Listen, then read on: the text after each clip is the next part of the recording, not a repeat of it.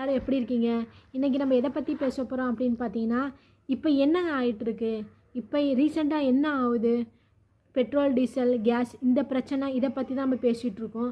இதை பற்றி தான் ஜாஸ்தி நம்ம யூடியூபு சோசியல் மீடியா இதை பற்றியே தான் நம்ம நிறையா போயிட்டே இருக்குது. இது எதனால் ஆகுது அப்படின்லாம் நீங்கள் யோசிச்சுருந்துருக்கீங்களா? எதனால் ஆகுது, ஏன் இப்படி ஆகுதுன்னு?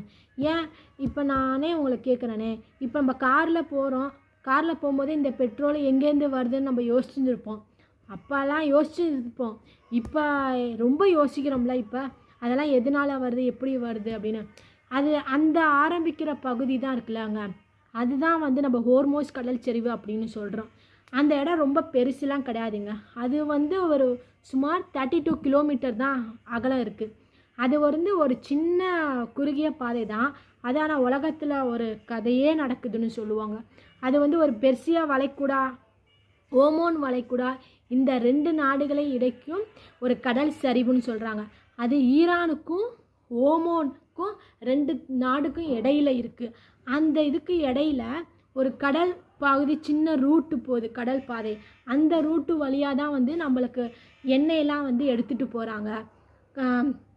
கச்சா எண்ணெய், டீசல் எல்லாமே வந்து அந்த ரூட்டு வழியாக தான் எடுத்துகிட்டு போகிறாங்க. அந்த ரூட்டு வந்து ரொம்ப பத்திரமா, ரொம்ப பாதுகாப்பாகவும் வச்சுருக்காங்க. அந்த ரூட்டை வந்து மூடிட்டாங்க அப்படின்னு வச்சிங்களேன், நம்மளுக்கு பொருளாதாரமே ரொம்ப பாதிக்கப்படும். அது இல்லாமல் அதனால என்னென்ன பாதிக்கப்படும் அப்படின்னு பார்த்தீங்கன்னா, நம்மளுக்கு பெட்ரோல் டீசல் கேஸு இந்த விலையெல்லாம் ரொம்ப அதிகரிக்கும். காய்கறி விலையும் அதனால் அதிகரிக்கும். அதனால லாரியோட விலையும் ரொம்ப அதிகரிக்கும். இது என்ன, சும்மா எக்ஸாம்பிள் சொல்லுவாங்களே, வாய்க்காலை அடைச்சா ஊரில் இருக்க தாகமே தனியாதுன்னு சொல்லுவாங்களே, அந்த மாதிரி தாங்க இது. இது வந்து அமெரிக்காவோ சீனாவோ இந்தியாவோ இந்த பாதுகாப்பை வந்து ரொம்ப கூர்மையாக கவனிச்சிட்ருக்காங்க. இது வந்து ரொம்ப இந்த ரூட்டை பாதுகாப்பாக வச்சுட்டு இருந்தால் தான் வந்து நம்மளுக்கு வந்து எந்த பிரச்சனை எந்த இதுவும் வராது.